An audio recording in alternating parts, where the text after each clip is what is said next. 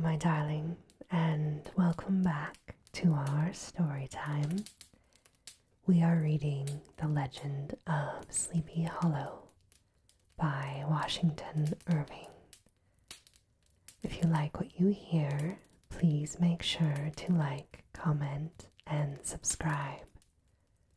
You can also select to give a little extra through listener support, which helps more than I can ever describe.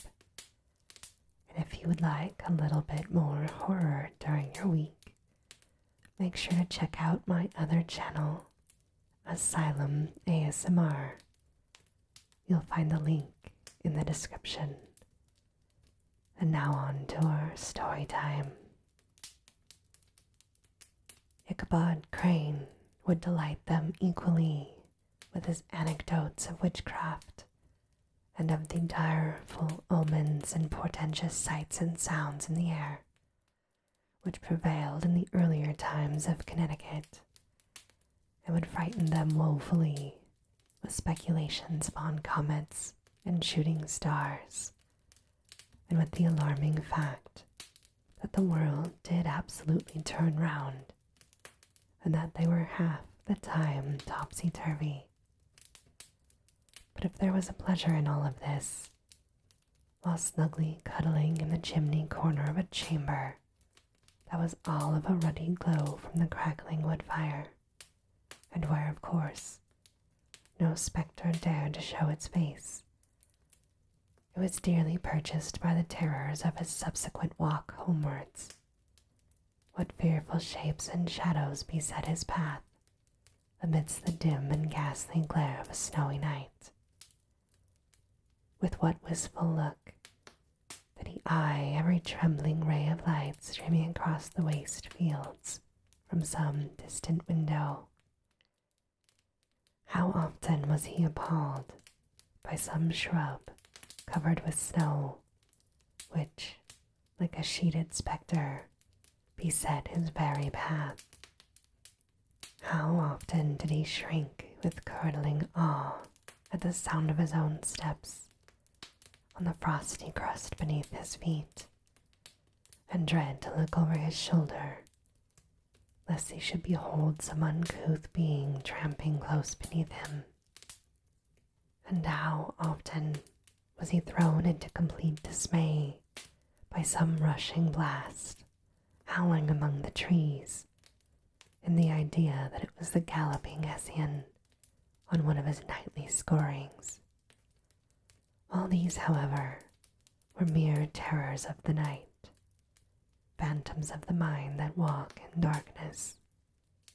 And though he had seen many spectres in his time, and been more than once beset by Satan in divers shapes, in his lonely preambulations, yet daylight put an end to all these evils, and he would have passed a pleasant life of it, in despite of the devil and all of his works, if his path had not been crossed by a being that causes more perplexity to mortal man than ghosts, goblins, and the whole race of witches put together, and that was a woman. Among the musical disciples who assembled one evening each week to receive his instructions in psalmody was Katrina Van Tassel, the daughter and only child of a substantial Dutch farmer. She was a blooming lass of fresh 18, plump as a partridge, ripe and melting, and rosy-cheeked as one of her father's peaches, and universally famed, not merely for her beauty, but her vast expectations.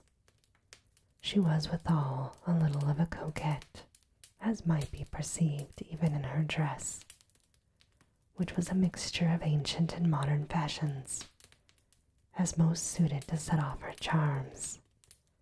She wore the ornaments of pure yellow gold, which her great-great-grandmother had brought over from Sardam, the tempting stomacher of the olden time, and withal a provokingly short petticoat to display the prettiest foot and ankle in the country road. Ichabod Crane had a soft and foolish heart towards the sex, and it is not to be wondered at that so tempting a morsel soon found favor in his eyes, more especially after he had visited her in her paternal mansion. Old Baltus Van Tassel was a perfect picture of a thriving, contented, liberal-hearted farmer. He seldom, it is true, sent either his eyes or his thoughts beyond the boundaries of his own farm, but within those everything was snug, happy, and well-conditioned. He satisfied with his wealth, but he was not proud of it. He piqued himself upon the hearty abundance rather than the style in which he lived. His stronghold was situated on the banks of the Hudson, in one of those green, sheltered, fertile nooks in which the Dutch farmers are so fond of nestling. A great elm tree spread its broad branches over it, at the foot of which bubbled up a spring of the softest and sweetest water, in a little well formed of a barrel, and then stole sparkling away through the grass to a neighboring brook that babbled along among alders and dwarf willows. Hard by the farmhouse was a vast barn that might have served for a church, every window and crevice of which seemed bursting forth with the treasures of the farm. The flail was busily resounding within it from morning to night. Swallows and martins skimmed, twittering about the eaves, and rows of pigeons, some with one eye turned up, as if watching the weather, some with their heads under their wings or buried in their bosoms, and others swelling and cooing and bowing about their dames, were enjoying the sunshine on the roof. Sleek, unwieldy porkers were grunting in the repose and abundance of their pens, from whence sallied forth now and then troops of suckling pigs, as if to snuff the air. A stately squadron of snowy geese were riding in an adjoining pond, convoying whole fleets of ducks. Regiments of turkeys were gobbling through the farmyard, and guinea fowls fretting about it, like ill-tempered housewives, with their peevish, discontented cry. Before the barn door strutted the gallant cock, that pattern of a husband, a warrior and a fine gentleman, clapping his burnished wings and crowing in the pride and gladness of his heart, sometimes tearing up the earth with his feet, and then generously calling his ever-hungry family of wives and children to enjoy the rich morsel which he had discovered. The pedagogue's mouth watered as he looked upon this sumptuous promise of luxurious winter fare. In his devouring mind's eye, he pictured to himself every roasting pig running about with a pudding in his belly and an apple in his mouth. The pigeons were snugly put to bed in a comfortable pie, and tucked in with a coverlid of crust. The geese were swimming in their own gravy, and the ducks pairing cozily in dishes, like snug married couples, with a decent competency of onion sauce. In the porkers he saw carved out of the future sleek side of bacon and juicy, relishing ham. Not a turkey, but he beheld daintily trussed up, with its gizzard under its wing, and peradventure a necklace of savory sausages. And even bright Chanticleer himself lay sprawling on his back, in a side dish with uplifted claws, as if craving that quarter which his chivalrous spirit disdained to ask while living. As the enraptured Ichabod fancied all of this, and as he rolled his great green eyes over the fat meadow lands, The rich fields of wheat, of rye, of buckwheat, and Indian corn, and the orchards burdened with ruddy fruit, which surrounded the warm tenement of Van Tassel. His heart yearned after the damsel who was to inherit these domains, and his imagination expanded with the idea how they might be readily turned into cash, and the money invested in immense tracts of wild land and shingle palaces in the wilderness. Nay, his busy fancy already realized his hopes, and presented to him the blooming Katrina, with a whole family of children mounted on the top of a wagon loaded with household trumpery, with pots and kettles dangling beneath. And he beheld himself bestriding a pacing mare, with a colt at her heels, setting out for Kentucky, Tennessee, or the Lord only knows where.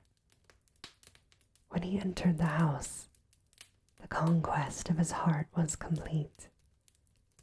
It was one of those spacious farmhouses with high-ridged but lonely sloping roofs, built in the style handed down from the first Dutch settlers. The low projecting eaves forming a piazza along the front, capable of being closed up in bad weather. Under this were hung flails, harnesses, various utensils of husbandry, and nets for fishing in the neighboring river. Benches were built along the sides for summer use, and a great spinning wheel at one end and a churn at the other showed the various uses to which the important porch might be devoted. From this piazza, the wondering Ichabod entered the hall, which formed the center of the mansion and the place of usual residence. Here, rows of resplendent pewter ranged on a long dresser, dazzling his eyes. In one corner stood a huge bag of wool ready to be spun.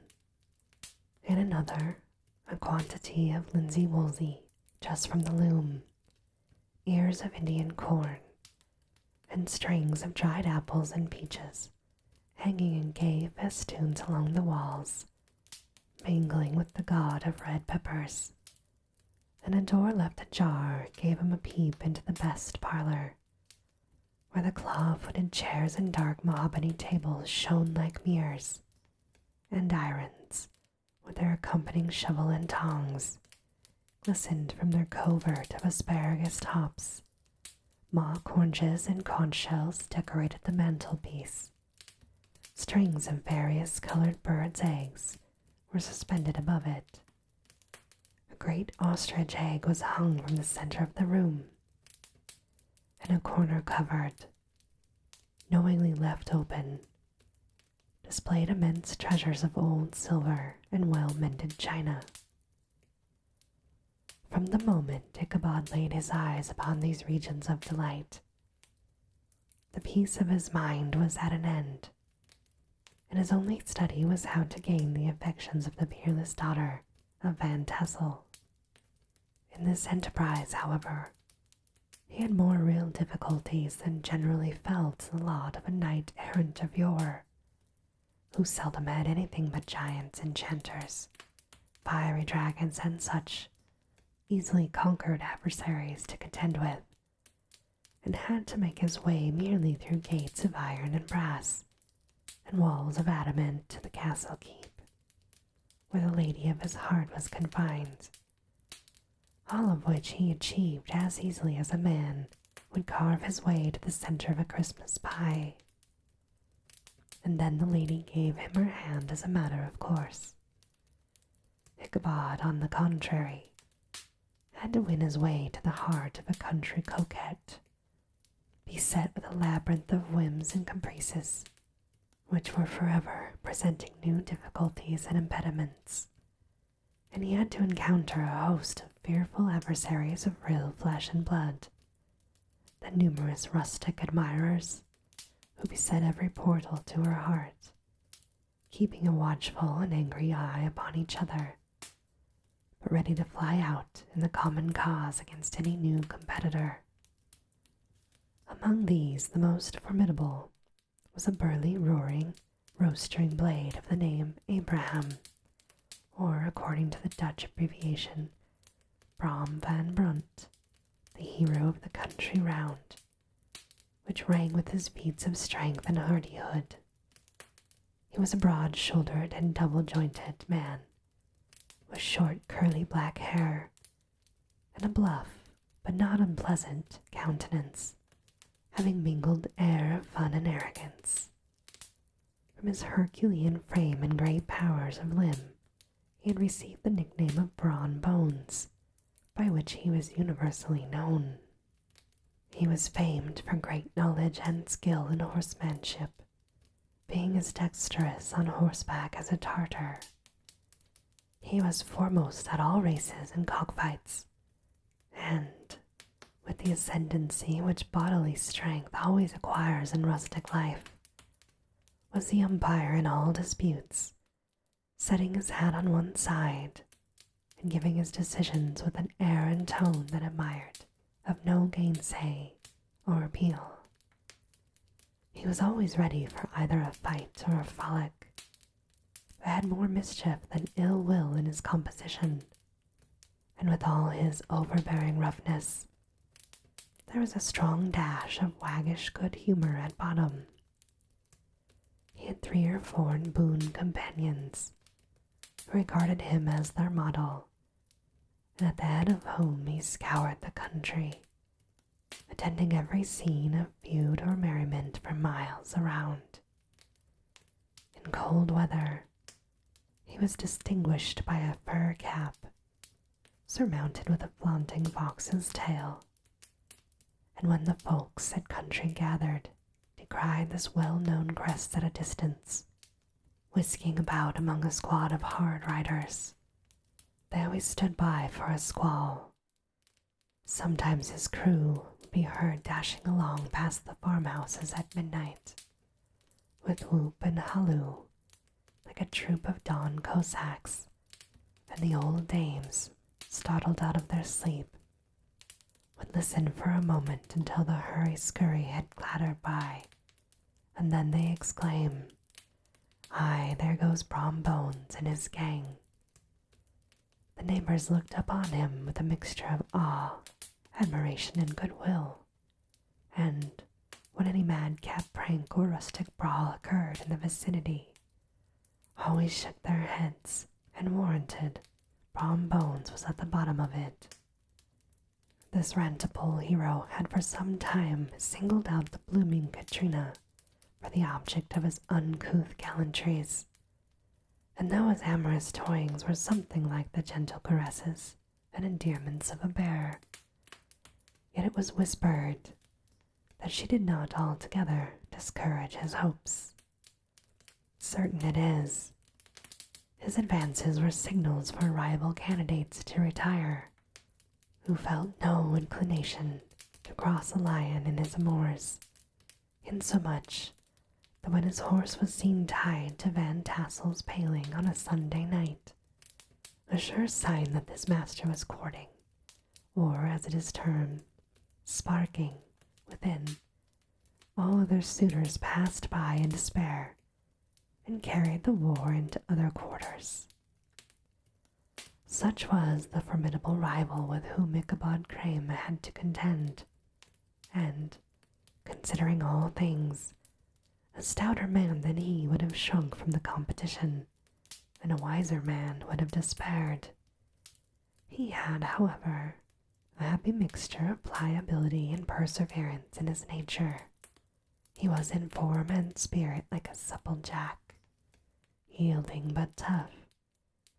Though he bent, he never broke, and though he bowed beneath the slightest pressure, yet the moment it was away, jerk, he was as erect, and carried his head as high as ever.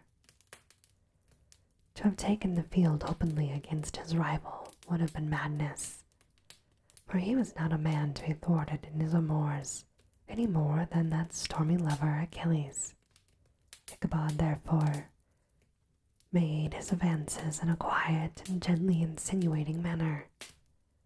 Under cover of his character of singing master, he made frequent visits at the farmhouse. Not that he had anything to apprehend from the meddlesome interference of parents, which is so often a stumbling block in the path of lovers. Bald Van Tassel was an easily indulgent soul. He loved his daughter better than his pipe, and like a reasonable man and an excellent father, let her have her way in everything.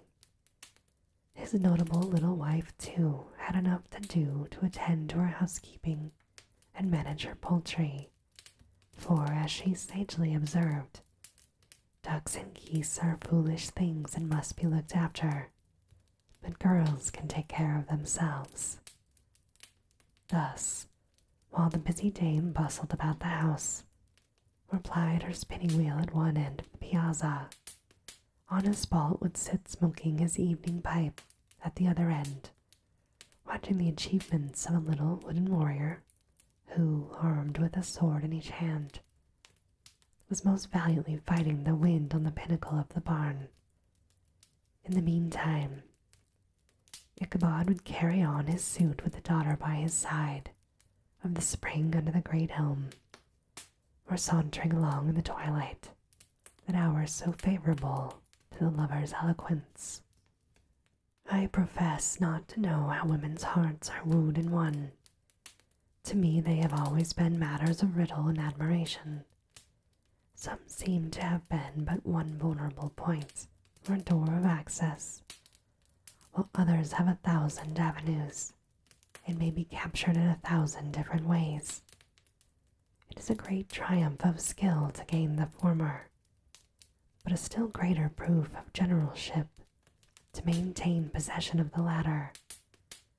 For a man must battle for his fortress at every door and window. He who wins 1,000 common hearts is therefore entitled to some renown, but he who keeps undisputed sway over the heart of a coquette is indeed a hero. Certain it is, this was not the case with the redoubtable Brom Bones, and from the moment Ichabod Crane made his advances, the interest of the former evidently declined. His horse was no longer seen tied to the palings on Sunday night, and a deadly feud gradually arose between him and the preceptor of Sleepy Hollow. Brom, who had a degree of rough chivalry in his nature, would fain have carried matters to open warfare and have settled their pretensions to the lady, according to the mode of those most concise and simple reasoners, the knights errant of yore, by single combat. But Ichabod was too conscious of the superior might of his adversary to enter the lists against him. He had overheard a boast of Bones, that he would double the schoolmaster up and lay him on a shelf of his own schoolhouse. He was too wary to give him this opportunity. There was something extremely provoking in this obstinately pacific system. It left Brom no alternative but to draw upon the funds of rustic wagery in his disposition, and to play off boorish practical jokes upon his rival. Ichabod became the object of whimsical persecution to Bones and his gang of rough riders. They harried his hitherto peaceful domains, smoked out his singing school by stopping up the chimney, broke into the schoolhouse at night, in spite of its formidable fastenings of withe and window stakes, and turned everything topsy-turvy, so that the poor schoolmaster began to think all the witches in the country held their meetings there. What was still more annoying, Brom took all opportunities of turning him into ridicule in presence of his mistress, and had a scoundrel dog whom he taught to whine in the most ludicrous manner, and introduced as a rival to Ichabod's, to instruct her in psalmody. In this way matters went on for some time, without producing any material effect on the relative situations of the contending powers. On a fine autumnal afternoon, Ichabod, in a pensive mood, sat enthroned on the lofty stool from whence he usually watched all the concerns of his little literary realm. In his hand he swayed a ferule, that sceptre of despotic power. The birch of justice reposed on 3 nails behind the throne, a constant terror to evildoers, while on the desk before him might be seen sundry contraband articles and prohibited weapons, detected upon the persons of idle urchins, such as half-munched apples, pop-guns, whirligigs, fly-cages, and whole legions of rampant little paper gamecocks. Apparently there had been some appalling act of justice recently inflicted, for his scholars were all busily intent upon their books, or slyly whispering behind them with one eye kept upon the master, and a kind of buzzing stillness reigned throughout the schoolroom. It was suddenly interrupted by the appearance of a black man in a tow-cloth jacket and trousers, a round-crowned fragment of a hat, like the cap of Mercury, and mounted on the back of a ragged, wild, half-broken colt, which he managed with a rope by way of halter. He came clattering up to the school door with an invitation to Ichabod to attend a merry-making or quilting frolic, to be held that evening in Mynheer Van Tassel's, and having delivered his message with that air of importance and effort at fine language which a black man is apt to display on petty embassies of the kind, he dashed over the brook, and was seen scampering away up the hollow, full of the importance and hurry of his mission. And this, my darling, is all for today's story time. I hope that you are able to rest well, and that you have very sweet and creepy dreams. Good night, my darling.